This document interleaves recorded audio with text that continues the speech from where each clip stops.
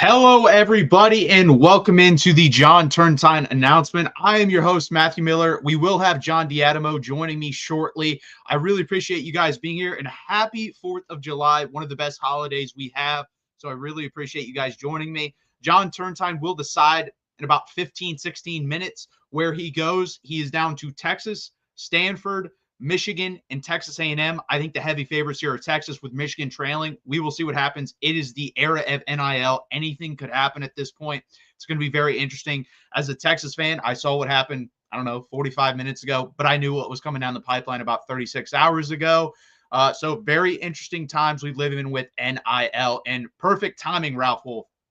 Texas Tech got about 5.1 million over 3 years. That is crazy, guys.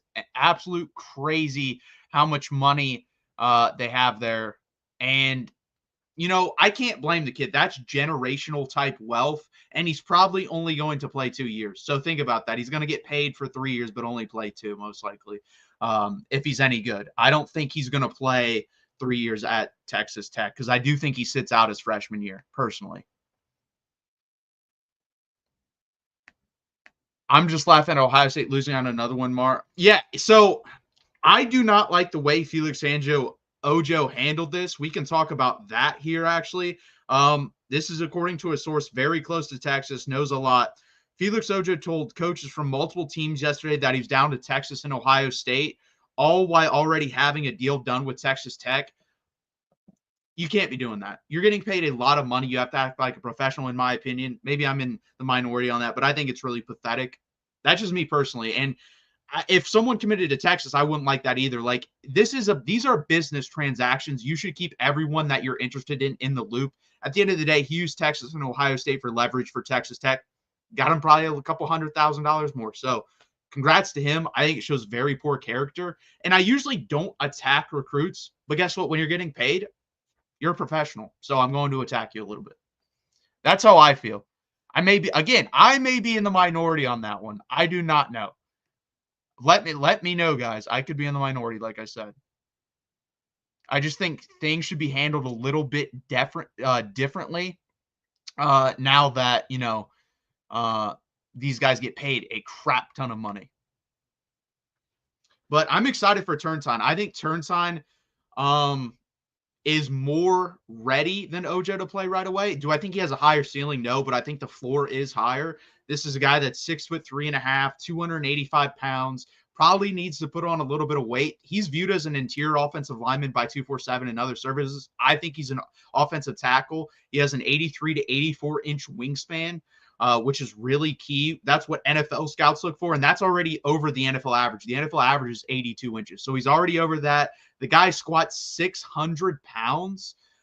So that is pretty crazy to me that this guy's squatting 600 pounds in high school at that weight. So really, really powerful kid. Also moves very well. My only concern with John Turntine, looking at him, is his leverage. Doesn't play with great leverage sometimes, mostly in the passing game. And that's normal. Passing game comes on a little bit slower than running game, but he's fantastic in the running game. Guy that's loved Texas. I know this firsthand. He's visited Texas 6 times on his own dime. So I always thought he was going to lean more to Texas, but Michigan did a fantastic job as well. There's pedigree by both programs of recruiting and then developing offensive and defensive linemen. I think Texas and Michigan the last 3-4 years have done that very, very well. So, if he went to Michigan, obviously it would suck because this would be a really bad day for Texas because Caden Finley, Jermichael Finley's son, is going to go to Notre Dame for now. I don't know if that's going to end up. I actually think that's a really high flip candidate for Texas. but it would be a really bad day if we don't get Turntine. Yeah, he does need to put on weight. That is like his biggest concern. And it's weird. He lost weight. He was like 300 last year, lost 15 pounds. He may be doing the thing where they kind of do in college. They take the baby fat off, you put on the muscle. If he's doing that already, that's a really, really positive sign. I really like John Turntine. He's a top 40 player, according to the 247 composite. High 4-star, teetering on the 5-star. He may become a 5-star by the time he signs with the school. I don't know, but really high 4-star. He's a very, very good football player. I would agree with this, Keegan. I think Notre Dame will fall off a little bit. I think USC will fall off a lot. But Notre Dame, Marcus Freeman has helped their case tremendously. He's a very good recruiter, and he's a good dude. Like I can't hate on Marcus Freeman. I like Marcus Freeman as a person.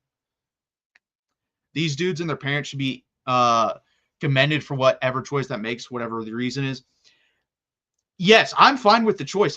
My choice, what I'm not saying about the choice. I'm saying the way you act to get to that choice. Those are two totally different things. If he committed to Texas Tech, I have no issue with that. Go to Texas Tech. You got generational money. But telling other teams in the mix that I'm coming to you when you already have the deal done with Texas Tech, I have a gigantic issue with. That's just very deceitful, and I don't understand why. Just be straight up.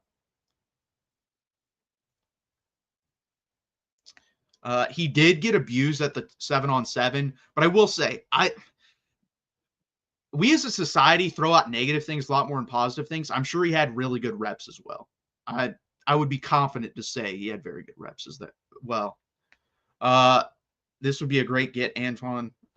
Yeah, I think if John Turntine goes to Michigan, he's automatically the best offensive lineman in your class. He's very good. I mean, this guy, like I said, teetering on a 5-star. I think he could play right away if he wants to.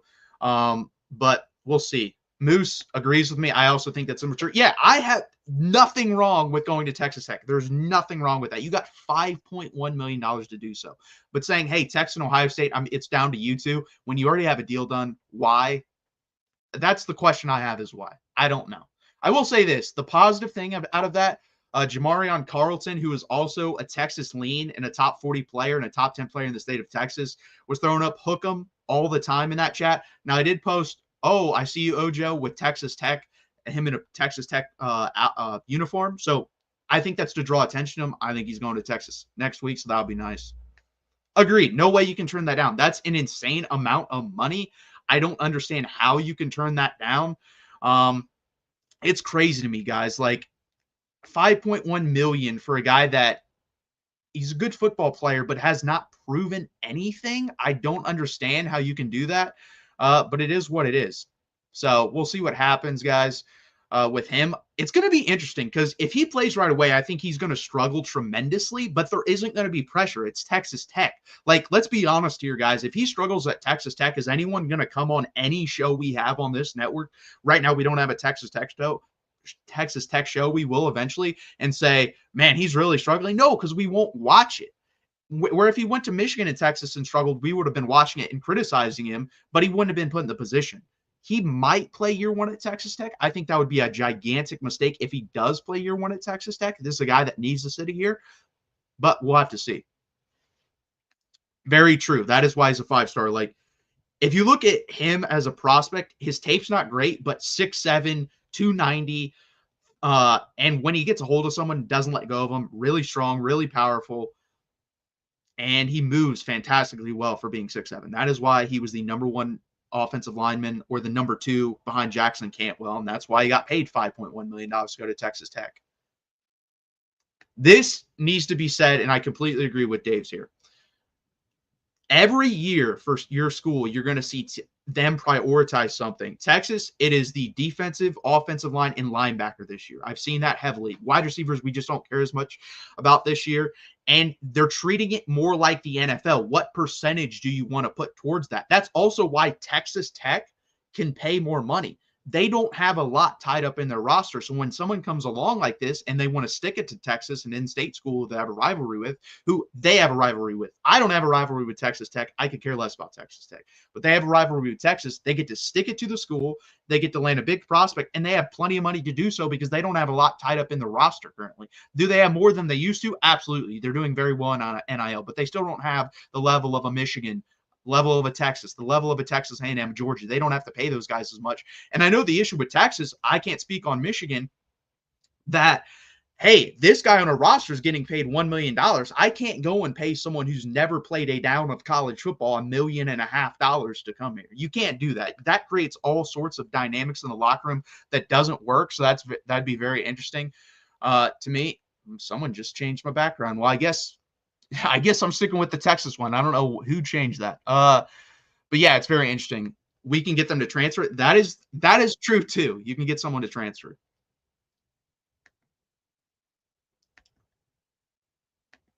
What's up, John? Hey. Did you change the background to Texas? I didn't do anything. I just hit enter the stream, and here I am. Okay. Yeah, it changed all of a sudden. I'm going to leave it because, I think you're going to Texas. My sources are saying John Turntine III is going to be a Texas Longhorn. Absolutely. Yeah, we need it because after the, last 36 hours, which just happened an hour ago, we need him. Yeah, can we unpack that for a minute? Because absolutely. I was almost positive that Ojo was gonna be going to Texas, but it seemed like Texas Tech realized, oh, we don't got nobody. We're gonna throw $3 million in the air and go get Ojo. I mean, what do you think happened there over the last 48 hours? Because I was convinced he was going to Texas until I heard this was happening like yesterday. Yeah, so I think you hit the nail on the head. So apparently they had made the big offer in late April, and no one thought anything of it. And then all of a sudden you heard it about 48 hours ago. I texted TJ yesterday and said, Ojo's going to Texas Tech. Like, Texas isn't going to offer this kid. I think the number ended up being like $1.9 million a year. They're not going to do that because at that point, I think if you take out Arch Manning because he's getting that money from other places, he's not getting it from the boosters. He's getting from Red Bull, Viore, and stuff like that. There might be only 2 or 3 guys on the whole roster that make that. And that's a maybe. You can't go out and give a high school kid $1.9 million and throw him into the locker room. And they're going to be like, I'm Anthony Hill. I might make that much money. Why is he making this much money? I'm Colin Simmons. I'm making this much money. Why is he making this much money? That happens, guys. These guys talk about how much they make, and that can destroy a locker room. So I agree with it. And another thing, a Texas guy just posted, and he knows everything about Texas. Apparently, Felix Ojo knew he had a deal already done, and he told Ohio State and Texas, it's between you two. So he straight up lied to him, which I do not like. I thought I said that before you came on. I don't care where you go, but you're getting paid now. You got to conduct yourself with some professionalism. And to me, that lacks professionalism and character, honestly. Yeah, my bad. I thought it was 3:15, so I would have been on at 3, but yeah, but yeah, no, I think when you're a recruit, I think it's always good to never burn a bridge, right?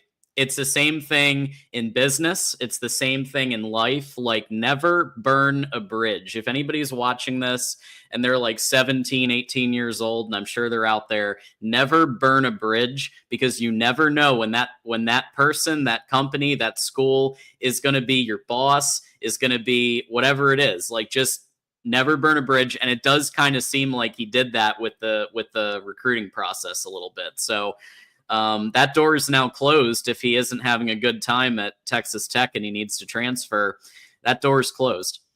No, I agree. This kind of reminds me. So Sark's first commitment was Armani Winfield, wide receiver. He ended up at Baylor, and he regretted it. Like, the day or two before signing day, he's like, no, I want to come back to Texas. Sark's like, the way you handled that, no, you're going. And I don't even think he's on Baylor's roster anymore. I think he transferred. He's on a no-name school at this point. So he basically ruined his career because of the way he handled the process. And that's the thing with Ojo. If Joey McGuire fails at Texas Tech this year, they'll just fire him and get a new coach. Then he's going to be like, man, do I want to play for this coach? And he kind of has to, because where's he going to go? Ohio State and Texas will have all the leverage at that point, and they'll see the way they were treated during the process. They're not going to want him. I think Michigan's class at that point will be pretty much full. So maybe his other school in there was Florida. You really want to go to Florida where Billy Napier could be fired at any point? Yeah, I just don't understand what goes through some of these kids' mind. Again, I don't care if you go to Texas Tech, but do not burn the bridges along the way that, allow you to come out of that if you don't want to go there anymore. Yeah, it's wild stuff. One of the reasons I did want to come on also is to thank Von Mitchell. I don't know if Von Mitchell's watching this right now.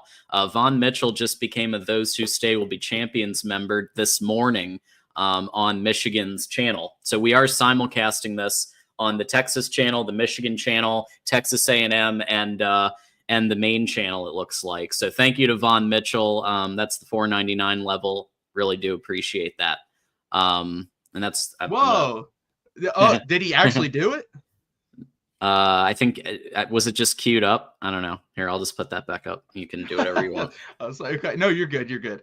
Yeah, there you go. You breaking news for me here? No. Yeah. Yeah, he hasn't even gone. It's like the worst kept secret ever at this point. Yeah, I mean, I'm feeling good because obviously today was a really good day. Travis Johnson committed, an elite wide receiver. And it's one of those things that, like, we all know, those of us who are Michigan fans, who have been covering the team, and I've been hosting the Michigan show now for a couple of years.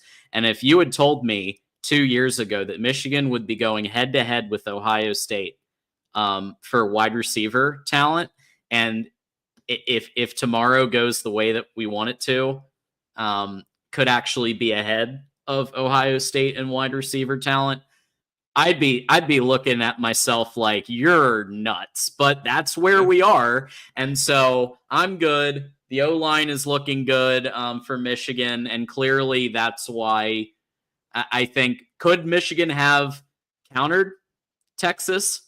I think so. I think with the way that Michigan has been operating their NIL, they could have. But I just don't think they want to. And it's because, you make a calculus, right? Once your team is kind of at a certain point, like, you got to be spending that money, and they're going to need to spend it on Hyder, and they're going to need to spend it on Calvin Russell if both of those do decide to go to Michigan. But I think with Malachi Lee committing, with Marky Walbridge, with some of these talents, Bear McWhorter, who we had on the show, we interviewed him. The line class is looking pretty solid. Newsom's been, I think, stepping it up. And last year, obviously with Babalola, Haywood, it's looking pretty good over there. So I think it was just like a calculus of what do you know, like, kind of what the Turntine NIL package is being rumored? Based off of Ojo, and then also what I thought Texas was at, it's under $1 million for sure. So probably minimum 500-600 up to like 800, maybe somewhere in between that range, I would guess. I mean, that's what I'm saying. Like, he's getting 3 times less money than Ojo, and he's 36 nationally on the 247 composite. I believe Felix Ojo is 6th, so he's not like, they're in the same ballpark, and Felix Ojo is getting triple the amount of money. I don't understand it.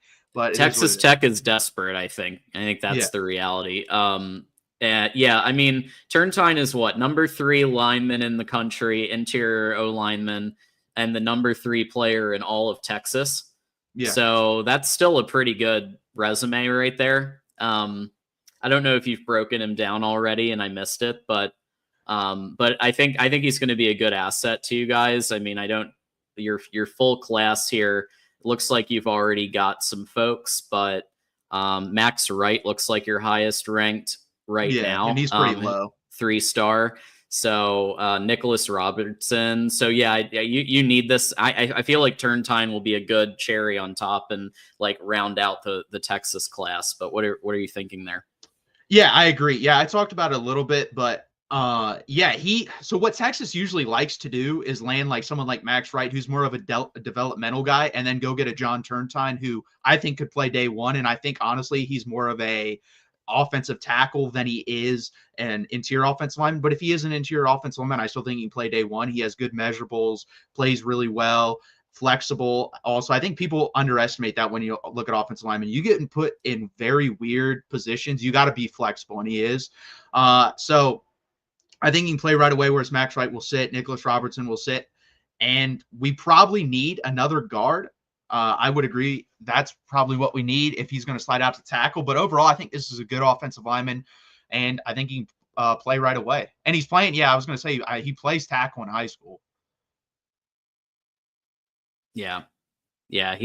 You could tell he gets set. He gets this good technique on the edge there, on He the line, destroyed that guy and just destroyed him. Yeah, that's what you need. You need that physicality, that blend of physicality, as well as Sark's ability to play call in the passing game, and kind of have that.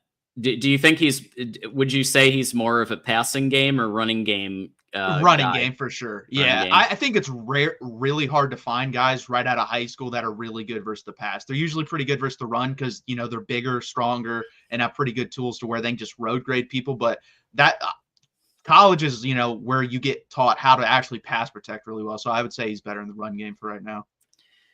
Yeah, yeah. I think he's solid. I was going to bring this up because he says saving, we almost have endless cash resource. That's not true anymore because of how everything's set up. That's why Texas Tech no can one do does this. Yeah, exactly. Texas Tech can do this because they don't spend as much on their roster. So guess what? They can go all in on one guy. Well, I don't understand it. I think it'd be smarter to spend that money on 4 or 5 low 4-stars, but they decided they'd rather go and get 1 or 2 big fishes that cost a lot of money. And that's the thing. It's more NFL model now to where, hey, we're going to spend 10% on running backs. We're not going to go over that unless there's just this absolute stud like a Bijan Robinson. Hey, we're going to spend 15% on quarterback unless there's a stud like a Diabell or Arch Manning. That's how you kind of have to think about it now. It's just not endless cash flow. And it never really was. Like, there was always a limit because no school's going to be like, you know what, here's $100 million for your football roster. Right. Yeah, that's what people I think are having trouble understanding about this whole situation. Like, even Texas, even like the schools that have seemingly unlimited money, they don't, right? And Michigan has had a huge infusion thanks to certain donors like the Ellisons. But at the same time, it's still not unlimited. You've got to pick your battles no matter which school it is. And so that's why I think Ojo, they let him, they weren't going to counter Texas Tech's desperate offer. Like, and that's what it is. Let's be really honest. Like, Texas Tech needs help. And so, but yeah, no, I think Turntine's going to be a good player. So it's about 7 minutes away from the announcement.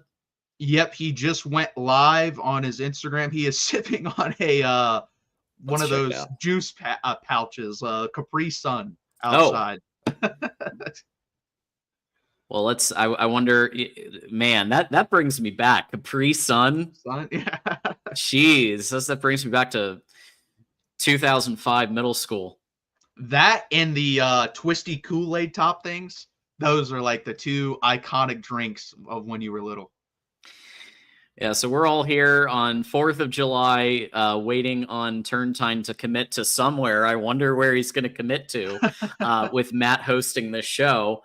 But happy 4th to everybody who's out there, who's in America. I know there's some people internationally, but mostly America, and obviously a big day. The reason I'm here, my fiance is out there at the Beyonce concert later, so she's having her and her girls are going to the Beyonce concert later. So I was like, fuck it, let's come on here. You were good enough to come on for Malachi Lee, and so I had to return the favor. Yeah, that's the thing. I'm hoping at one point we get a live stream where it's complete darkness, like we don't know where someone's going. We've yet to have that. If Felix Ojo could have kept this behind the scenes a little bit more, I might have gone live for that, and that would have been pretty bad because would not have been a fun live stream for me. But so far, we kind of know, like the Xavier Griffin one, we knew where he was going. Malachi Lee, we knew. Yeah. And I think we know for this one as well. Yeah, Calvin Russell might be one that's a little bit up in the air. So I know that there's talks we might do a tomorrow night live stream for Calvin Russell. Who in the chat wants to see a live stream for Calvin Russell? Let us know, and maybe we'll do one, and that would be cool. I'd have to find a Syracuse analyst really quickly. I don't know who I don't know if we have one. I don't know. But that's a good question. Yeah, but Syracuse has gained in the battle, and then we've got FSU in the mix. We've got Miami in the mix, but Michigan seems to be the constant for Calvin Russell, but it is a little bit up. Like, it's not 100%. So I know that there are some analysts that are saying it's looking a little bit more Syracuse's level. I think it's trending more Michigan's way. They've been the one constant through this whole process, but I feel like that's one where we don't quite know yet fully. So that could be interesting. Yeah, that is interesting because that's kind of like a Texas Tech situation. I think Syracuse is in a better position, honestly, football-wise, head coaching-wise with Fran Brown. But, I mean, they probably have more money to spend because they don't have guys on the roster like that. Like, let's be honest here. Calvin Russells aren't running around Syracuse. There's very few of those guys. When they get there, they play there for a little bit. They had a wide receiver just transfer to Penn State because they couldn't afford him, really. And you're going to see that tomorrow. They could just give, like, a Godfather offer, and he could end up at Syracuse. Yeah. Yeah, that's the question. It's like Syracuse and Michigan are the two schools where he could maybe be a dual athlete. He could play football and basketball. And I know that the season there is a little bit of overlap, but also, like, there are ways to do it.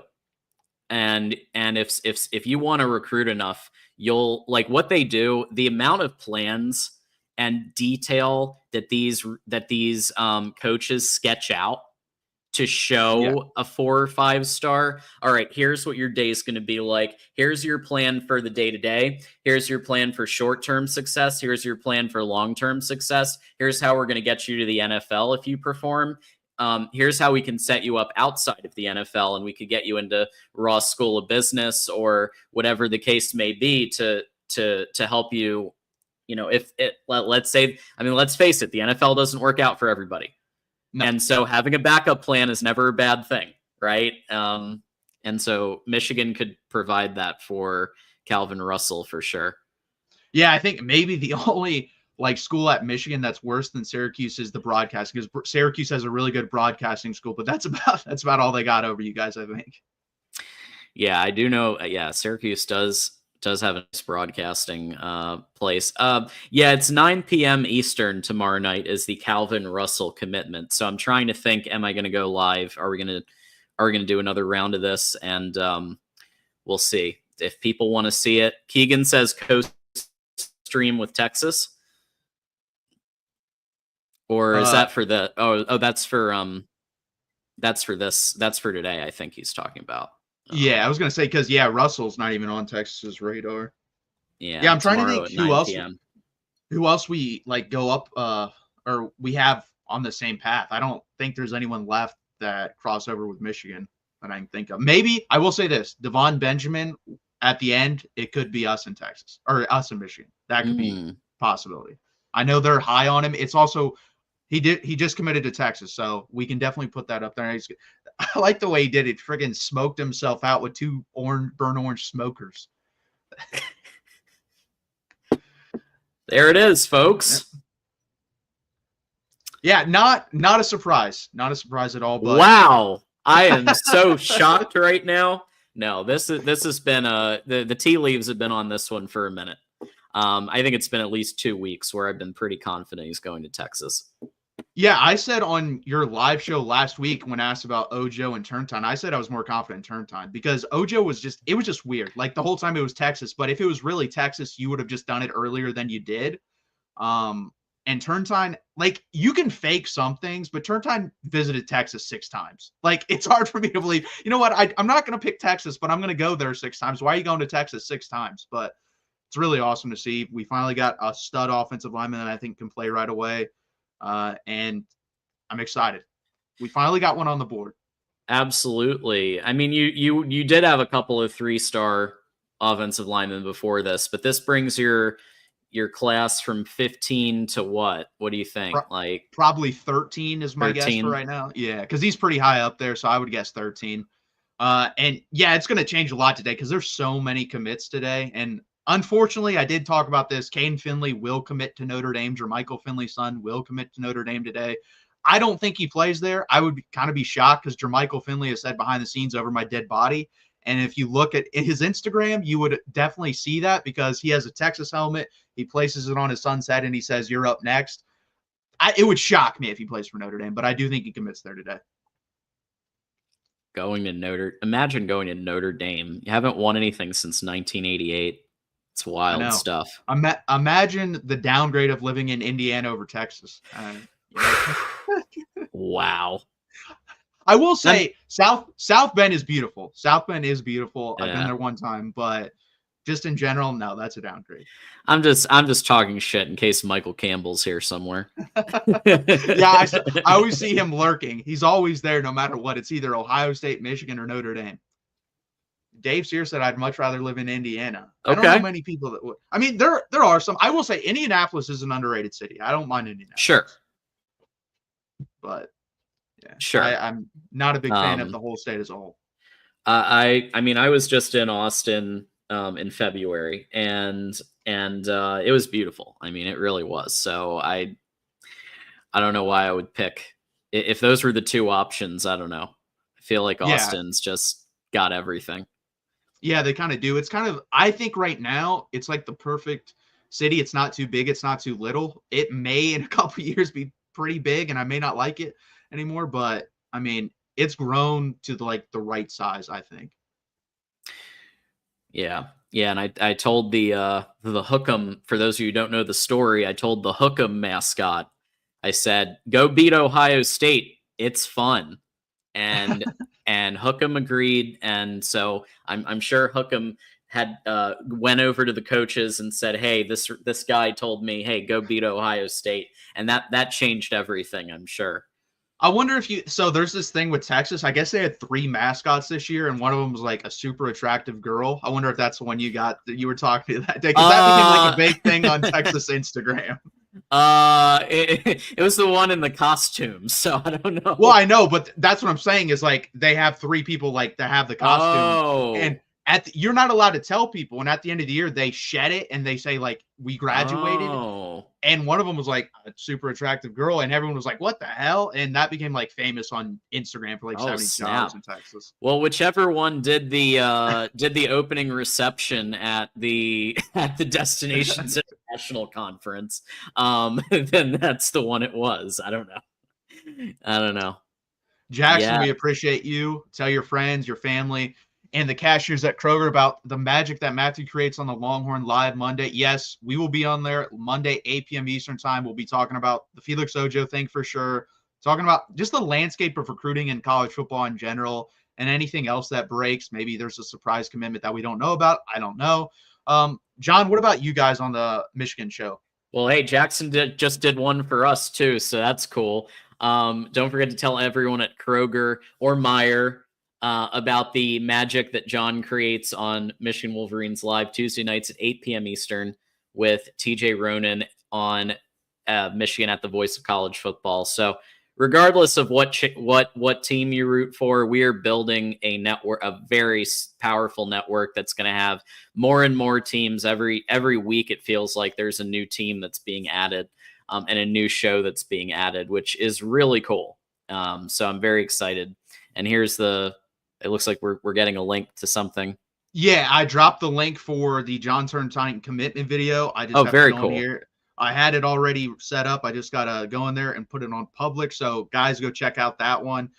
We really appreciate it. And we really appreciate you guys tuning in for this as well. Like, I think these commitment shows are pretty cool. Again, I just want one time. Can we get one time where we don't know where the guy's going? That's what we need, one time. And that'll be a lot of fun.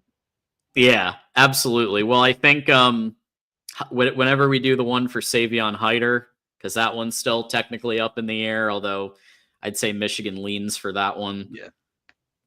But no, it was great to be here. And yeah, I mean, everybody, let us know what you're doing for the 4th. If you are chilling, if you're grilling, what's going on for the 4th of July as we keep breaking down this Turntine commit. So just out of curiosity, since I have you, I mean, I have Texas as my pick to win the Natty this year.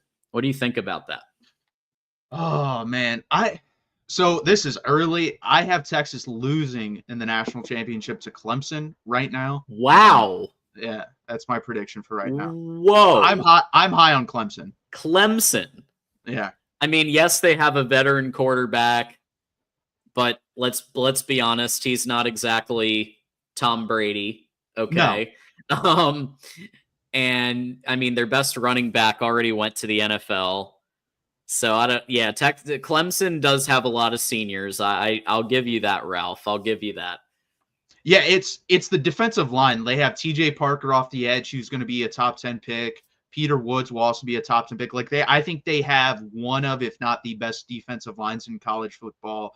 And then the quarterback thing is so weird this year because Mark has talked about this. It's a weird year because the top 10 teams in odds, 7 of them are replacing their quarterback. They're all, we don't really know about them. It's Drew Aller, Cade Klubnik, and Nussmeier, the only 3 you really know about, and none of them are great.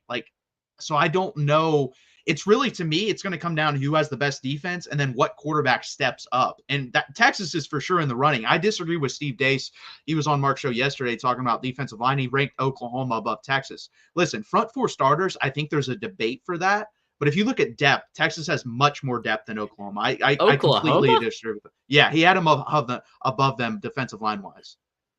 I mean, I think they have the better defensive coach. Yeah. Brent Venables is probably the best defensive coordinator in the whole country, honestly.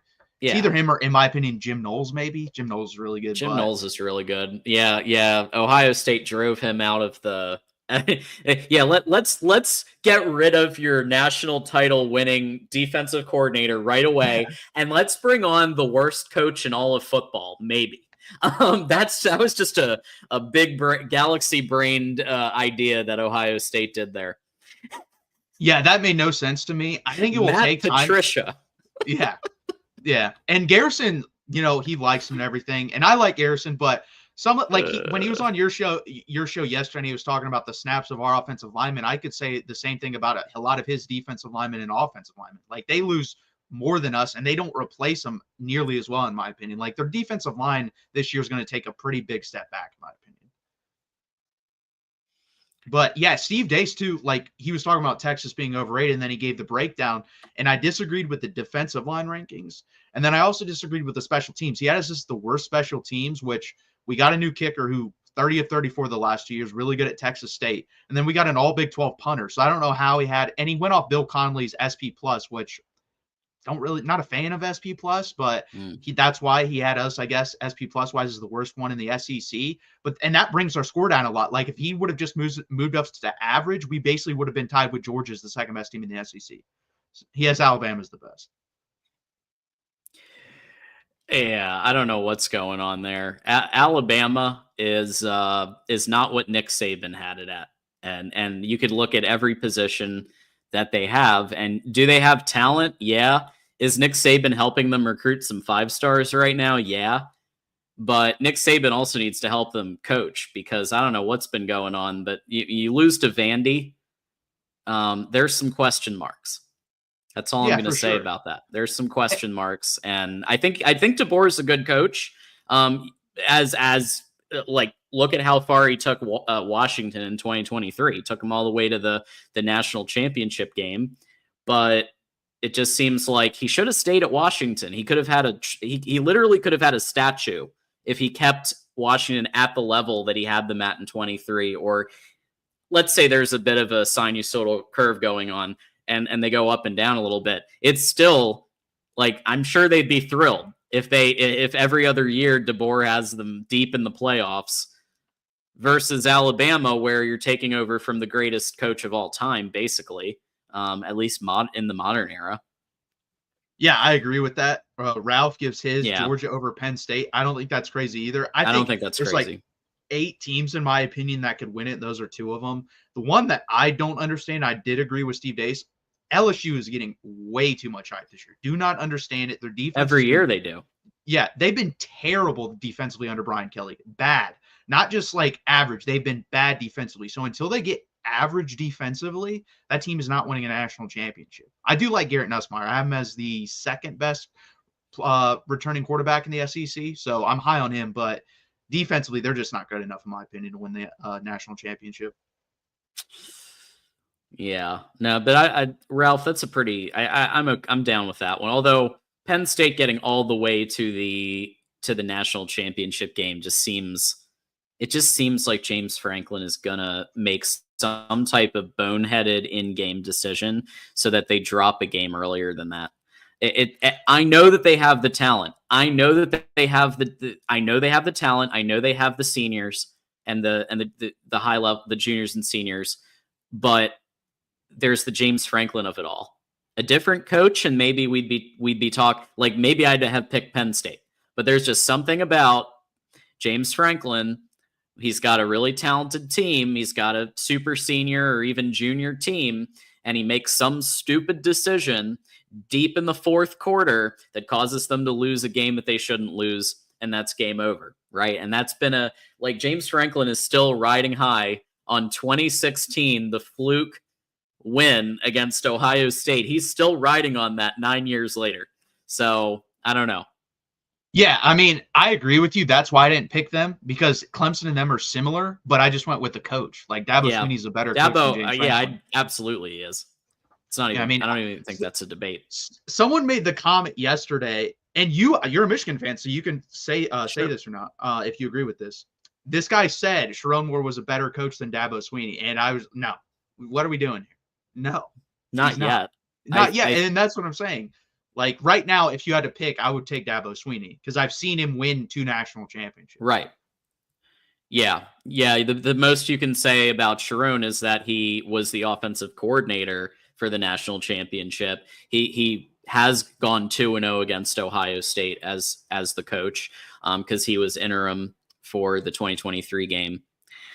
But yeah, no, I still put Dabo ahead due to the national championships and the fact that he does have them on the upswing again.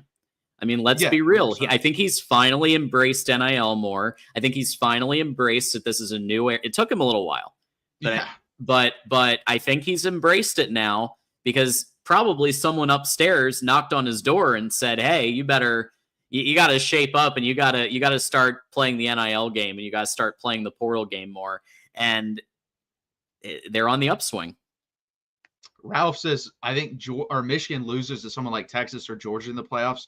So my question to you is, I'd love it. Because I know I would love to collab with you guys again. So yeah, I wouldn't mind playing you. And I wouldn't let me be clear. I wouldn't love to lose to anybody, but if we get to the playoffs and face Texas or Georgia, absolutely, Ralph. Year 1 with Bryce Underwood as a freshman, I think any Michigan fan would take that. Yeah, that's 100% a win. So TJ said 9-3. Have you any preseason? What are you sitting at right now? Obviously, it's July 4th, but I agree with Mark Rogers, voice of college football, 10-2. So Mark Rogers put out his Michigan season prediction, 10-2. I've been saying 10-2 all along as well. So I just think the schedule's it's much weaker than last year.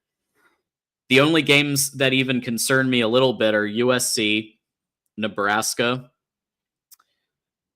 Oklahoma, and Ohio State. And I think you win 2 out of those 4.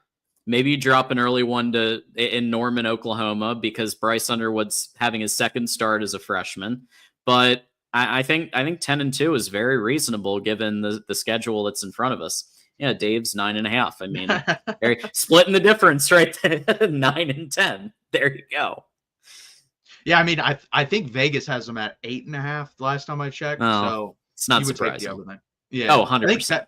Texas is at 9.5. Steve kept saying that thing too. I don't know where he's betting at. Maybe it changed last time I checked, but he said 10.5 for over under. I think the highest in the SEC is 9.5. I don't think there's anyone with 10 or more wins expected in the SEC because it's super deep. Like South Carolina could be the 9th best team in the freaking SEC, and they have Lenore Sellers, so it'll be interesting.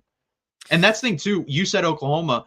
Like that, if that game was later, I would 100% take you guys. But again, I like the first couple of weeks of the season, I tend to lean towards experience more, and they just have more experience coming back, and that's why. You're right, and obviously they have home field advantage. Now Michigan historically has harnessed in the last 3-4 years. You knew that it was a special class in 21 when Michigan went to Wisconsin and started jumping around. That's when you knew it was like, holy crap, this squad might go all the way soon. And than they did 2 years later. But I was like, when I saw JJ McCarthy jumping around, I'm like, that dude's winning a national title. I just like when you harness the power of the away when you're going away and the home to whatever their traditions are. That's when you know like it's a special unit. And I think I think there will be some of that this year. But I agree with you. Go Blue. I do. I think it's going to be a tough one. However, here's what I'm thinking you're going to see in the New Mexico Lobos game. They're going to let Bryce sling it because why not?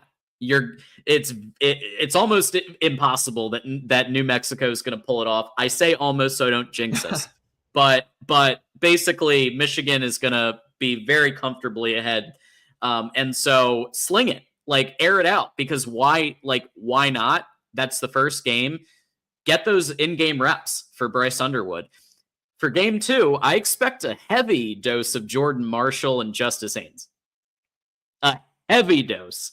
And you're probably going to see Bryce Underwood throw the ball 10, 12 times. Because, like, we all know Michigan's strength is the running game. It still will be. And they may be playing a freshman in the Z slot with Andrew Marsh and Channing Goodwin maybe in the Y position. So I don't know. I think they're gonna play it safe unless they have to throw it against Oklahoma. Michael, I got to hit back on this. Manhandled Georgia in that game's way too much, seeing as one of your scores was a kick return and then a fumble before the half that ran it for a touchdown. That game was a 3-point game other than 2 plays, which one of them was a fluke. And then the other one, obviously great play to return a kick. But this is the thing I think people don't understand when you try to project forward. You can't rely on kick returns for touchdowns. So if you are projecting that every game, you're not going to happen. So that's when you say, well, we beat this team because of this. That's not how you're going to beat other teams. That game was really close other than 2 plays. So manhandling is a little much. Yeah, I agree. Vergoat, I get what you're saying. I understand what you're saying, but I'm gonna like look at what happened with Sharon Moore in previous game decisions in previous really difficult situations.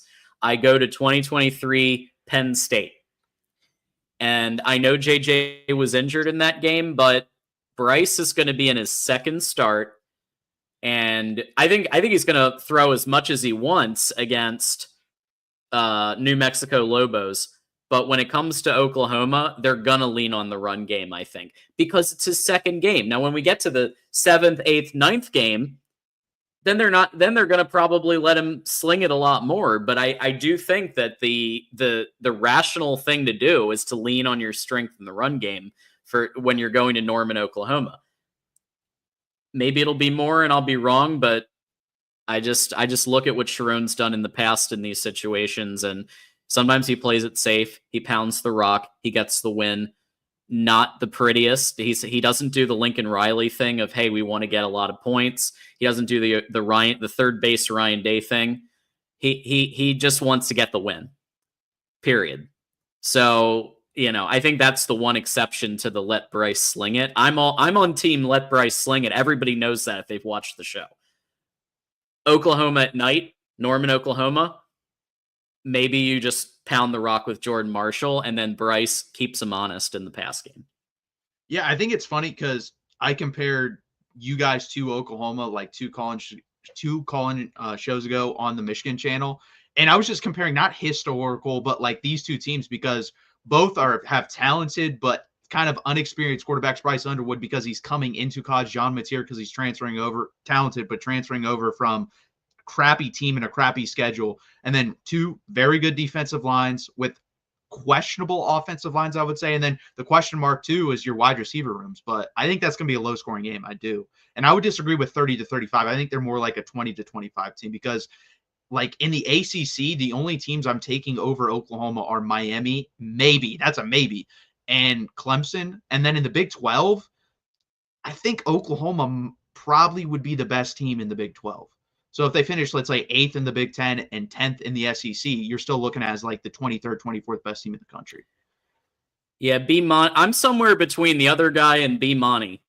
Because B Monty is saying let Bryce sling it won't happen until he proves himself. Well, no, New Mexico Lobos, he's gonna throw the ball a lot because literally, why wouldn't you? Yeah. Like as long as he takes care of the football but here's the thing. Our receivers against New Mexico Lobos defense, they're going to get open.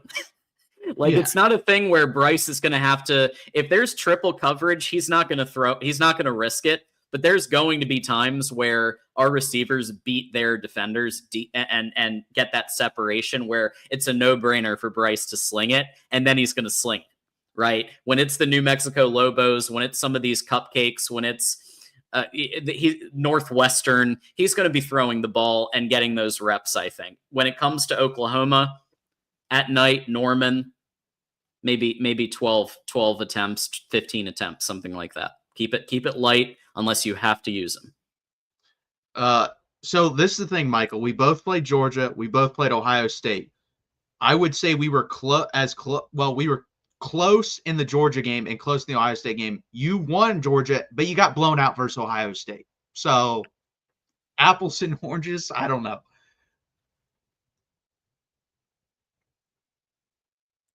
Yeah. Yeah, the New Mexico Lobos is the first game. So, yeah. Yeah, and that's like I agree. I think you guys should throw the ball a lot in that game. Why and not? I wouldn't be surprised if they may run it in like the first quarter, second quarter to get a lead, and then just second half, just let him sling it around. I could see that. But I agree, he should throw the ball. Yeah, I'm thinking JJ McCarthy versus Hawaii 2022. That's kind of the vibe I'm feeling on this one. I could see that. I mean, it's going to be interesting. There's a couple teams I'm very interested to watch. Michigan's definitely one of them. Oklahoma, definitely one of them because of the quarterback situation. Obviously, I'm excited to watch Arch Manning play. So Texas was always going to be one of them, but even more this year. Those are probably, I don't know, those two teams, Michigan and Oklahoma, might be the teams I want to watch the most, honestly. At Florida, too, because I think DJ Lagway is a stud. So I think it's going to be fun to watch them. Yeah, Florida is, I got to say, I had them down and out, and they surprised me last year, and I know George was happy. Texas was stalled on the goal line. We were down by 7 with 5 minutes left in the game. You guys were down by 30 at halftime. The games were two totally different things. Also, I hate Notre Dame even more because in that game, I had Ohio State winning by 13 to 18 points. I put a bet on it. They were up by 13 to 18 points that whole entire game until they took their foot off the gas, and then they came back and made it closer than it should have been. I agree. Florida could be. So my teams in the – I'm interested. I'll ask you the Big Ten side of this too, John. Sure. SEC-wise, I think Florida, South Carolina, Oklahoma have the most variance. I could see those teams being 10-2. I could see those teams being 6-6 or even 5-7, honestly, if things go wrong. Yeah. So what are those teams in the Big Ten for you? Those kind of bubble teams? Yeah. Illinois, Indiana. I mean, I know Indiana had a really good season last year, but let's be honest, they had a really easy schedule. Yeah. I think that against the toughest opponents, the toughest talent, they're gonna struggle. Teams like that. I'm thinking. I think obviously Ohio State's gonna dip a bit. Now I still think they're at the upper end of the Big Ten, top 3-4 teams, but I think Ohio State takes a dip. They lost a lot of talent.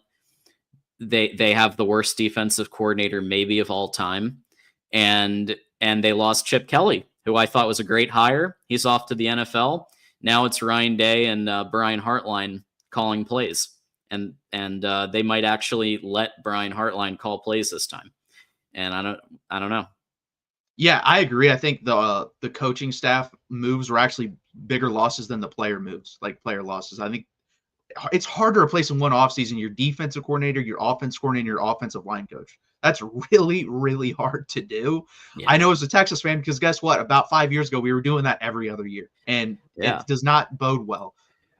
That's the reality of the current of the current state of college football, though. You win a title, you're going to lose half your staff.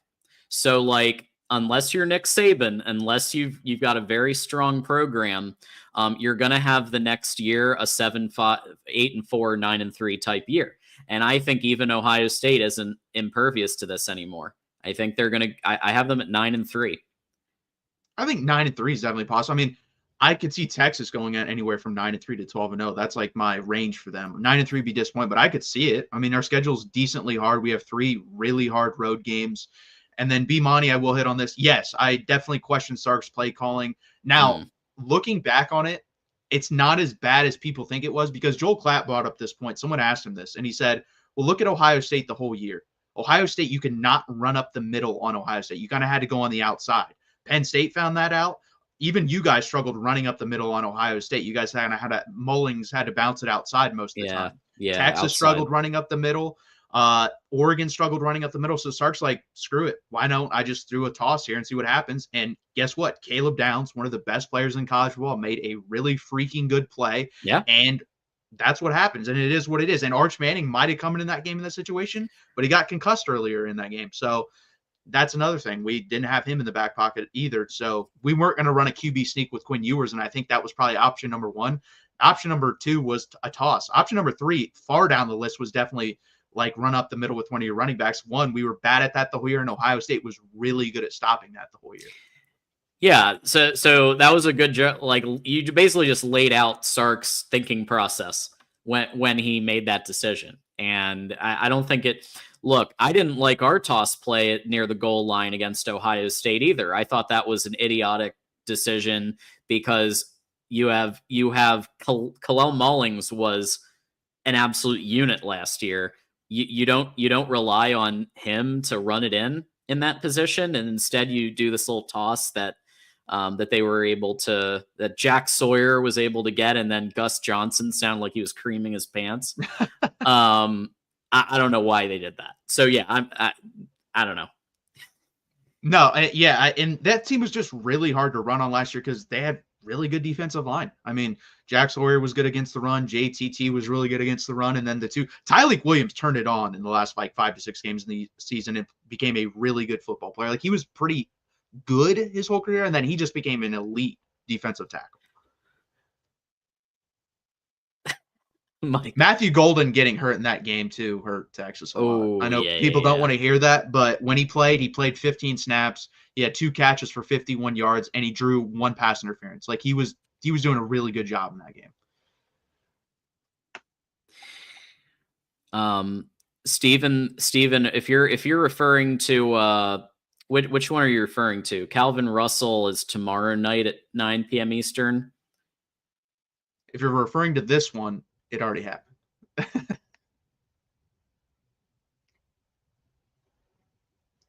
Michael, you were down by 30 points at one time of the game. Texas lost by 14. Yes, I know.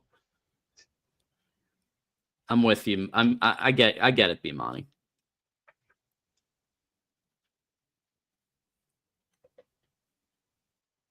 Turntine, yeah. Turntine committed to Texans, Steven. We finally got one. We were 0 for 7 up until 2 days ago. We landed Kosi Akapala, and then we thought we were going to land 3 in a row, but Felix Oja, went to Texas Tech, and then we just landed Turntine. Y'all are 11. Oh, wow. We jumped up a lot. That's crazy. I didn't think we'd jump up 4 spots. Man, that is crazy. Yeah, I mean, he's a really good player, obviously, a top 40 guy. I didn't think we'd jump up 4 spots. Wow. Surprised by that. Yeah, I still think, people freak out about these things, man. And last year they freaked out about Sark. At this time, I think we were like in the 20s, and Sark was asked, and he's like, if I wanted commitments, I could have 5 this weekend. And everyone's like, whoa, damn, what does he know? He's like, I want the right guys. I want the guys I want, is basically what he's saying. And at the end, we had the number 1 recruiting class. So I'm going to trust Sark on recruiting, period. The worst class we've had under him is 5. So we might land outside the top 5, but I thought we were going to land outside the top 5 last year, and we ended up with the number 1 class. So we'll see what happens.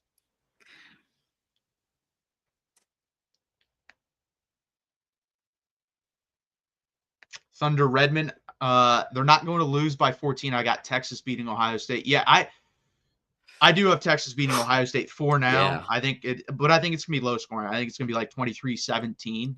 Because I have question marks about both offenses, and I think the best unit that will take the field that day is the Texas defense, in my opinion. I'm with you. Yeah. Despite the fact that Ohio State arguably has the two best players in college football, it's still a question mark at quarterback. Like, Jeremiah Smith can't throw the ball to himself. Although maybe they'll do a play where he can. You never know. But he can't throw the ball to himself. I would argue he's the best player on offense. I'll give him his flowers. But it's a position that relies on a quarterback to be competent. Julian Sayin has been inconsistent, apparently, in practice. And even Lincoln Keenholz was battling him for a while. And that's not what you want to hear as an Ohio State fan, I feel like. No. Arch Manning has had a little bit of game time.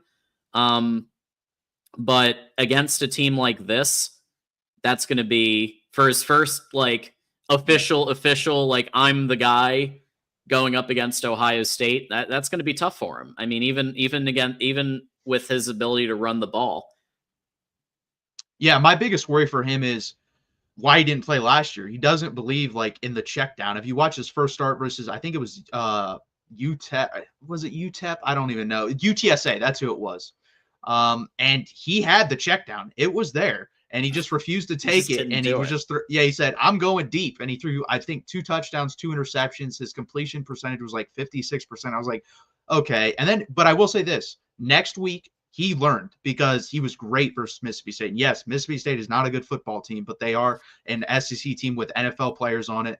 He threw, I think, like 68, 69% completion, 2 touchdowns, no interceptions, and he stopped, just bombs away. He actually took the check down. So I like the process of him learning when we played Mississippi State. And if he can stay in that process, he's going to be a really good quarterback. My issue and my comp for him is young Josh Allen, because if you know what Josh Allen did when he was young in the NFL, if anyone remembers this, he's playing the Texans. He's running down the sideline, and he says, you know what? There's a guy behind me. Why don't I pitch the football to him? And he loses the football. And you're like, okay, you have a lot of talent. You just outran a lot of NFL players as a 6'5" quarterback. Why are you pitching the ball when you're beating them downfield? That's kind of Arch Manning, like super talented, but he's going to make some boneheaded plays. Yeah, and he even said he hasn't earned the press, like the amount of attention he's getting. He believes he hasn't earned it yet, which is a good attitude to have. He doesn't just rest on the fact that he's a Manning, even though everyone else seems to like just give him all this attention and NIL money and everything else because he's a Manning. At the end of the day, he believes that and this is a great mentality to have. We were just interviewing a player a few days ago who was like, look, I sucked in this film, basically, is what he was saying. Mikhail Blade, we were interviewing him. And that's the right mentality. I have a lot to learn. And Arch Manning has that mentality. Yeah, 100%. And that's the thing, too. I hate that the media is doing this because they're going to make people hate him. And if you've ever heard him talk, that dude is humble as hell. Like, first off, look at his Twitter up until like 6 months ago. He had like 4 tweets, and one of them was how he committed. I loved it. Just one day decided, I'm committed to the University of Texas, had a Texas cutoff shirt with him in the holding the ball, and that's it. That's all he had. And he doesn't talk. You haven't heard about him. He doesn't do anything bad. But all these people are Paul Feinbaum saying he's the best quarterback since Tim Tebow entering the season, and saying stupid shit like that is going to make people hate him, because that's what we do in America. We build people up, tear them down, and then build them up again. Yeah. But I like him as a kid. Like, he seems like a good kid. Well, Paul Feinbaum likes to get clicks. I mean, you gotta admit, he's like a ninja master at getting clicks, which is why he's still around at ESPN. When they're getting rid of all this talent, he's still around. Why? Because he says stuff that gets people in an uproar. So that's just another example of that. Yeah. College Station kid, thoughts on the Aggies going to South Bend and beating Notre Dame? They are loaded offensively. Yeah. So I picked Notre Dame to beat Texas A&M last year. I'm going to pick Texas A&M to beat Notre Dame this year. I think Notre Dame is one of the. I think Notre Dame and Oregon are two of the most overrated teams coming into the season. Cool. I don't believe in Dante Moore at all. I watched him at No. UCLA, and then I don't even know. Like that's even Ohio State. I think has a semblance of who's going to be the quarterback. I Sure. don't think Notre Dame knows it all. I don't think they know if it's going to be CJ Carr. I forget the other kid's name, but I think it'll be CJ Carr. yeah, the guy came on the Miami show on the Voice of College Football and said for Notre Dame, and he said he doesn't know. He thinks it's going to be CJ Carr, but it's apparently like 60-40 in practice. Like it's not known at this point. So I think Texas A&M is going to be. I know Michael's going to laugh. Hey, I will stand on when I'm predicting SEC. I do a pretty damn good job. I think Texas A&M is going to be Notre Dame. I got a lot of hate last year for LSU saying they would be 9-3, and I got the schedule exactly correct. Like I predicted every win they would get and every loss they would get to the exact game. And I got laughed at because I've had them losing to LSU in Florida. And someone in the comments, of course, says, you're a moron. You don't know anything. And then when it happens, I respond back. And of course, I never get a response back because, that's how these things work. Yep. Listen, we're not afraid here at Voice of College Football to make strong predictions and we have strong opinions. We're not going to apologize for that. I'm not going to sunshine pump. I've been getting heat the last couple days for Ron Bellamy. And it's like, look, people, like all I'm saying is that Ron Bellamy, the wide receiving core has underperformed since the last 3 to 4 years, really the last freaking decade and a half, if you really want to be honest about it. But under Bellamy, it has been kind of up and down. You have, other than Roman Wilson and Ronnie Bell, I mean, who else is doing anything really? And so did he score some points today with the pickup? Absolutely. Travis Johnson's a great wide receiver, maybe even the best one we're going to have. Yeah. Including Calvin Russell. I mean, if you look at the film for both of them, like Travis Johnson's ability to get separation is really good. His ability to smoke defenders is really good. So, Ron Bellamy scored some points today with me. But, we're going to call our shots. We're going to say how it is. And we're not just going to sunshine pump everybody just because we're the Michigan channel. We're going to be honest. That's just how it is here. Yeah, exactly. And that's how it should be, and I don't do anything for clicks either. Like if I say something, I freaking mean it. I'm not going to I despise that. I know it works because like we just talked about Paul Feynman, but I don't like it. I've never liked it. And I will give my predictions. I did like I said, really well in the SEC predicting last year. Overall, college football, I was average. I wasn't great. But I study the SEC because that's what Texas is in. So it is what it is. But hey, I just got a subscriber, I think, from the Aggies. So I'm doing something right. Jordan wants to know who you are. So this is Matt Miller over here. But you can give yourself an introduction. Yeah, I am Matt Miller of the Texas Longhorns show at the Voice of College Football. So go over there, check me out. My co-host Gerald and I do a live show every Monday at 8 p.m. Eastern time, breaking it down for you. And we were here today talking about the John Turntine announcement and then ended up committing to the Texas Longhorns. So that's why we're here. And we've just been chopping it up on the 4th of July. Absolutely. There you go. Jordan's a good dude. So he and I met over on Menace. And now he's hanging out at Michigan at the Voice of College Football more, and we appreciate him. Yeah, for sure. Yeah, guys, like John said earlier, this is a community. So I'm subscribed to, I think, almost every channel at this point at the Voice of College Football. I try to watch as much as I can, and I feel like most people on the network do the same thing. So subscribe, watch what you can. I appreciate that, Jordan. He just subbed. I really appreciate that. And I think we have pretty good content here at the Voice of College Football, so check it out. We have a super chat. So Scott Doherty, who's also a YouTube member over at Michigan Channel. Bellamy is great at teaching wide receivers to block. Yes. And that is something I have said. I have said, aside from blocking, I have issues. Blocking has been his strength. And in the film, it's very obvious that they're being coached how to block really well. So I've been very consistent on saying that he can teach wide receivers to block. College Station Kid says, I like your content. Level-headed. Good job, man. Off to the steakhouse. See ya. Nice. Thank you. Yeah, that sounds good. I'm going to have a steak later. Yeah, that sounds amazing. Nick, it's been confirmed Matt's second favorite team is Michigan. I told you, Nick, I don't hate Michigan. I do hate Ohio State. I live in Ohio. I've had to deal with Ohio State fans. So we have that common bond here of hating Ohio State. Yes. Yeah, Nick is one of our longtime members, and he likes to do the $1.99 sniper shot. And so a lot of times it's something about Ryan Day and his Just for Men. But we always appreciate those. Jordan, let me know what your parlay is, because I'm interested. Like, it's got to be baseball. That's the only thing that's really on today. Corey G. No, I do not live in Texas. So this is funny. This is why I don't like Ohio State. So I've born and raised in Ohio my whole life.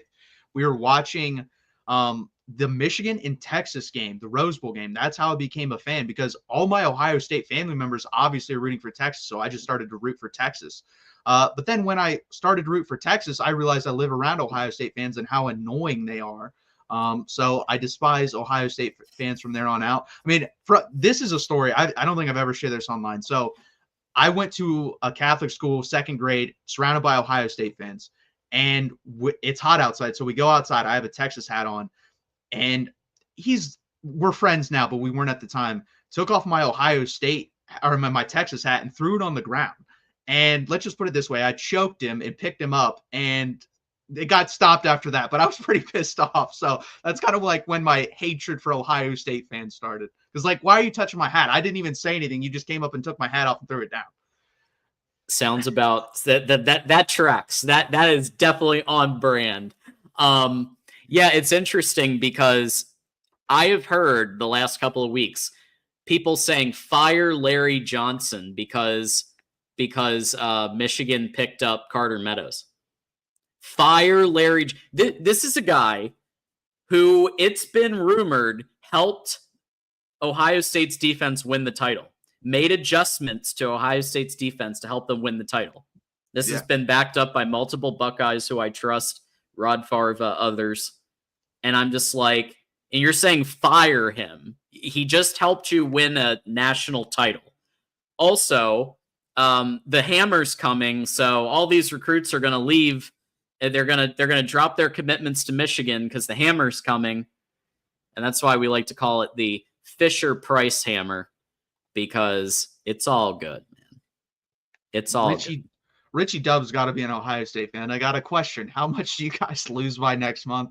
And do you think you keep it within 2 touchdowns? Absolutely, I think we keep it within 2 touchdowns this time. Richie Dubs, stop listening to the over emotional fans. I just think it's hilarious. That's all. And it's not the first time. I was hearing fire Ryan Day after the Michigan losses the last couple of years too. I mean, it's a little ridiculous.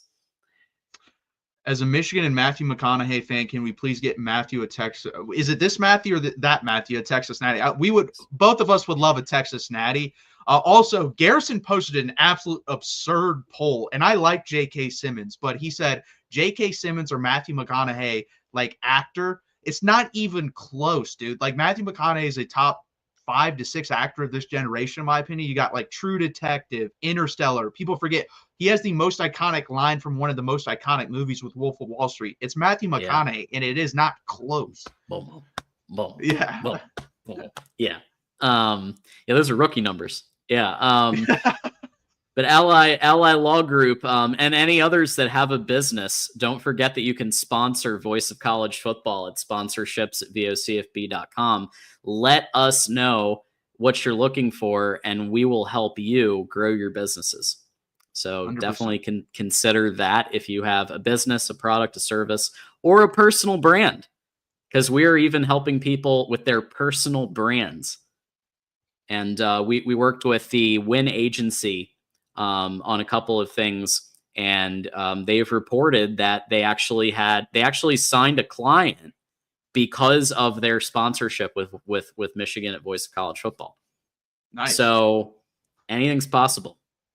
Yeah, and that's the thing too. You don't have to sponsor whatever your favorite or this show that you're watching right now. You can do Iowa, Miami, Notre Dame, any of those shows. So We appreciate that. Yeah, I do agree. J.K. Simmons does. He's a good actor. I will agree Oh, with for that. sure. Whiplash is like But one of my 20 favorite movies. I love that movie. I threw that on randomly, and it was fantastic. To be fair, his most iconic line is "All right, all right, all right." I mean, it is, but yeah, I forgot everybody that too says it. I mean, yeah. everybody knows that line. So yeah, from Dazed and Confused. That's his like first major role, Dazed and Confused. Yeah, and he steals that, and he's in it for like 6 minutes or 7 minutes or something like that. That's what I'm saying. He has so many iconic lines in movies. He's for sure. Richie does believe that Michigan is and this is a Buckeye, by the way. Believes that Michigan is a title contender in 26. So that's pretty cool. Yeah, I mean, if Michigan goes 10-2 this year, and I think they're going to go 10-2, probably drop in the first round of the playoffs. That would be a win, by the way, because after last season 7-5 in the regular season, going from that to 10-2 and a playoff berth, that would be a huge win. Beat Ohio State, even better. If one of the 10 wins is Ohio State, even better. And then title and go for the title again in 26. However, you never know. The ball's shaped funny. Yeah. Could be this year. Who said that? Was that John Madden that said that? The ball shaped funny? I'm pretty sure he did. Sounds like it. Yeah, he had a lot of iconic lines. But yeah, I mean, I definitely think they're in the top 10 in odds. So you definitely have to say they're definitely up there and they can do it. I mean, this year to me is one of the most wide open years. It really is. So usually you can, make an argument for 3 to 4 teams, maybe even 5. I think there's like I said, I think there's 8, 9 teams you can make an argument for. Richie, Absolutely. but you just said they're a national championship contender, and then you said slow down 8-4 this next year. So he's saying this year. Okay. This year, 7-8. Yeah, and Jordan points out, yeah, Michigan's schedule is really kind of a cakewalk compared to last year's schedule. I mean, last year's schedule was kind of a gauntlet, considering Michigan had no quarterback play, basically. Like Michigan had a running back and a defense last year. That's what Michigan had, and still got to 8 to 7 wins in the regular, and then beat Alabama in the postseason. Jordan says this year because of schedule, or next year because of schedule. So who do you guys play out of conference in schedule next year? Do you know? Is it Oklahoma again? Oklahoma. I know we okay. Or next year, like 26. Yeah. Also Oklahoma. Yeah, because then we play Texas again in 27. Yeah, it's weird how, I mean, I know it got changed, but it's still weird how it went Michigan, Ohio State, Oklahoma. Absolutely a kicker. In fact, I forget which post-game show I did where I actually had Zvada as the major image. Like, he was the guy I put on the post-game, the one game, because of how, like, just how he was impacting. Yeah, it'll be interesting because that's the thing too, and Mark said on this, and I think he does a good job, but I think he needs to bring it up more. Like, the schedule disparity, because of how big these conferences are, matters a shit ton now. Like, a lot. I mean, Oklahoma has a way harder schedule than we do, and people don't know how they came up with that. Basically, they took the 10 years prior of us joining the SEC's win percentage, and we were terrible. They were really good, so they got a harder schedule, but it's crazy that they're going to play. I mean, they play Ole Miss, Tennessee, LSU, us, Alabama, and we really only play Georgia and Florida, Texas A&M too, but it's at home, so I feel pretty confident about that game. But the schedule disparity is pretty crazy. Yeah. So yeah, Richie and Jordan, everybody. Michigan. Yeah, Michigan does have James Earl Jones. That's very true. And I love the fact that they actually had him do the Big House video. This is the University of Michigan. It's so iconic. Yeah, he's got probably one of the 2 or 3 best voices in Hollywood. I think Morgan Freeman is one. Yeah. And then after that, I think you can put whoever at number, like, you can probably put him at number 2 up there. Yeah. He said, I'm taking the Gators, Matt. Hey, right now, preseason wise, I have Florida beating us. So I don't think it's that crazy. That's a very, very hard place to play. Looks like we just got another super chat here. Yep. If John Gruden were the head coach at Ohio State, our defense would be unstoppable, and those men would be turned into monsters, and no one would be safe.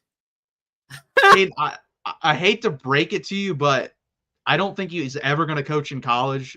He's had kind of the opportunity. And I know Texas tried to interview him. I believe Tennessee tried to interview him, basically said no. And he's an offensive coordinator, so he would never coach defense anyways.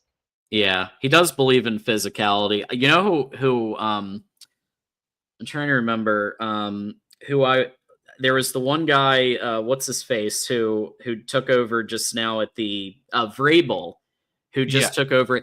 He was the guy I was worried about. Yeah. So if third base Ryan Day, if they had canned him after 23, or if they had canned him at some point and they went out and got Vrabel, he was the guy I was most concerned about. Like, because even though I know he's an NFL guy, his ability to create physical teams would bring Ohio State back to that Urban Meyer physicality that like they've been missing with third base Ryan Day, and that would worry me, that one. I would agree with that. But the Patriots decided to take him, which makes a lot of sense. Yeah, and he was on the Bussin' with the Boys podcast, and I saw a clip from it if he would ever coach in college, and he explained why he doesn't really like that, because he's like, I think he said 4th of July. He's like, imagine I'm chilling, and then I get a call from someone who's like, I need you to finish off this recruitment on 4th of July while you're at the beach. And he's like, I don't want to deal with that. I just want to chill in the summer. Yeah. That is 100% fair. And, Jim Harbaugh used that as the pitch to get coaches over to the Chargers, right? Because he was like, hey, over here, it's sunny California. We're chilling in our luxury RVs. And we have work-life balance over here. You don't have to work on 4th of July. You can actually spend, that is a tempting recruiting pitch, to be, instead of being on 365 days a year recruiting and everything else, now you can chill out for a decent chunk of the year and still make a ton of money. Like Jim Harbaugh is making like $18 million a year at the Chargers. Yeah, that's crazy. Bill Belichick, I know at one time was reportedly making, because you don't have to release it, and Bill Belichick's, how he is. He doesn't want to release that sort of stuff, but he was anywhere from 22 to 25 million a year, which is insane with the Patriots. I wouldn't be surprised. 6 Super Bowls. Yeah. That'll do it. I think he's making 10 at I think UNC. it's like 8 to 10, yeah.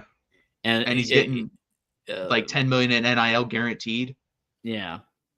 So I forgot that team. I'm very interested to see what that team does, because I have no idea. Yeah, UNC could be a 11-1 team or a 3-9 team. I think the floor and ceiling is, because we just don't know. Straight up don't know. And they're in the ACC, so I don't know their schedule, but you really only have to deal with Clemson and Miami. After that, I feel like every team in that conference is kind of the same. Yeah, I'm not sold on Freddie Kitchens as an offensive coordinator. Yeah, he wasn't too great at the Browns. Yeah. Overall in the worst way. I agree with the one transfer portal window. Like that was weird too, how they released that and said the new portal window is like July to August, but it's just adding on another window, isn't it? It's not. That's the window now, which wouldn't even make sense if it was the window, because why do you want the transfer portal window in July and August when your team's getting set? I agree. I think the portal window should be 2 weeks after the final game of college football to, like, I don't know, a month and a half later. I think that should be the window, personally. Yeah. Yeah, definitely. It's a little bit wild west. I think we could trim it a bit. For sure. There's a whole, like, it's weird because college football is going through 100 years worth of changes in like a 7-year span. So it will get figured out, but it's going to take longer than it should have. If we had someone competent running the NCAA that knew that this was coming down the pipeline, which they did know, and they just didn't care, that would have been nice. Richie, I won't say I'm rooting for Bill Belichick, but I'm definitely fascinated to watch him against like let's just take a look at their schedule real quick. Who are they That's playing fun. against? Let's see. Yeah. I can't wait to see like when he plays the Richmond Spiders. Like, we're on to Richmond. I can't wait. Like, that's gonna be hilarious. We're on to the Spiders. But yeah, it could be literally a 3-9 or an 11-1. It could be anything. Do they have Clemson on the schedule? Yes, October 4th. Okay, that'll be interesting. Yeah, I think Clemson will probably destroy them, honestly. Yeah, absolutely. And also, Bill Belichick may have signed a contract, but I think after this year, he's probably going to hand the team over to his son. Yeah, I could see that. I don't see this being a long-term play for him. I think he's doing it for a year. In the agreement, his son gets the team after, and so then it'll be Steve's team after this upcoming year. Maybe he goes 2 years before handing it off to Steve, but he got the best deal you could ask for. He got a bunch of money. His girlfriend's running the communications and public relations, apparently. He's got his kids set up to take over for him as head coach when he's done. He's set. He's good. And Chapel Hill's beautiful, so you get to live there as well. So, he's living the good life. And that's crazy to me because Steve Belichick, when he took over the defense for the Patriots, their defense kind of went downhill. So I don't think he's a good coach at all, but it works out. All right. You ready to wrap this up, John? Let's wrap it up. Okay. Thank you guys for being here for the John Turntine announcement. We will let you see this as well, just in case you missed it, because we did have a couple people joining late. He does commit to the University of Texas, so a really big get for Texas there. Again, guys, we really appreciate you being here. Can you please hit that like button? Please subscribe down below. And also, that is John's Twitter right there, or X. Check him out as well. And then check out the Michigan channel. You guys go live every Tuesday with your show, and then every Thursday night with the call-in show as well. The Texas show goes every Monday, and that is my Twitter right there. You can check me out right there on Twitter or X, whatever you want to call it, at 8 p.m. Eastern time for Texas on Monday. John, what is it for you guys Tuesday and Thursday? Tuesday and Thursday at 8 p.m. Eastern. There you go, guys. So, again, if you're a Michigan fan catching this, go subscribe to the Texas channel. If you're a Texas fan catching this, go subscribe to the Michigan channel. We deliver really good content here at the Voice of College Football. If you don't like either team, we have Texas A&M on here as well. We have Miami. We have Notre Dame. We're adding teams basically weekly at this point. So check us out at the main channel as well. And as always, guys, have a safe and blessed 4th of July. Again, if you're drinking, call an Uber, walk home, do something, call a friend. Do not drink and drive. We really appreciate you guys being here. Hook 'em. John, I'll let you go with yours as well. Yeah. Go blue. Thank you, guys.